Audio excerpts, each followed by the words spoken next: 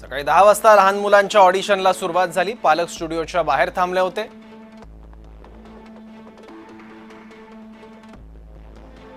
मुलं लंच ब्रेकसाठी 1:30 वाजता बाहेर का आली नाहीत या प्रश्नानं पालक चिंतेत सापडले।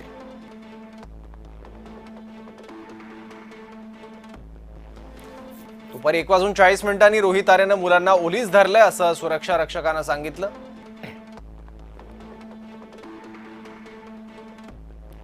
दुपारी 1:45 पालकांकडून तात्काळ पोलिसांना फोन गेला।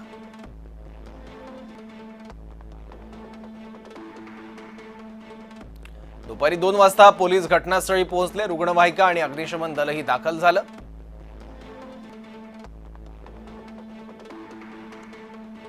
दुपारी 2 ते 3 दरम्यान पोलीस रोहित आर्यासोबत फोनवरून संपर्कात होते।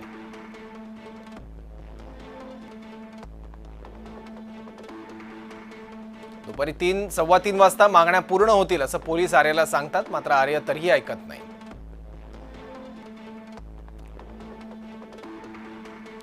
दुपारी 3:20 वाटाघाटीत यश येत नाही याची पोलिसांना जाणीव झाली। जबरदस्तीने प्रवेश करण्यासाठी ऑपरेशन सुरू झालं। दुपारी 3:50 अग्निशमन दल खिडकीचं ग्रिल तोडण्यात यशस्वी झालं।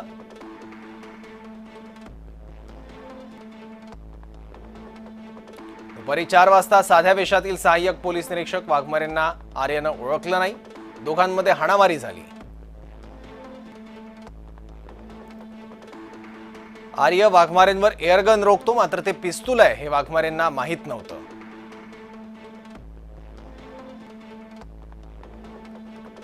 दुपारी 4:10 लहान मुलांना इजा पोहोचू नये म्हणून वाघमारेंकडून 9mm पिस्तुलानं आर्यवर फायरिंग करण्यात आलं। दुपारी 4:10 आर्य जखमी झाला। रुग्णवाहिका बाळासाहेब ठाकरे ट्रॉमा केअर सेंटरला रवाना झाली।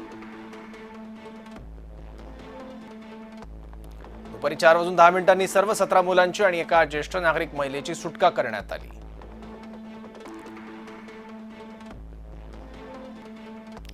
संध्याकाळी 5 वाजता रोहित आर्य याला मृत घोषित करण्यात आलं।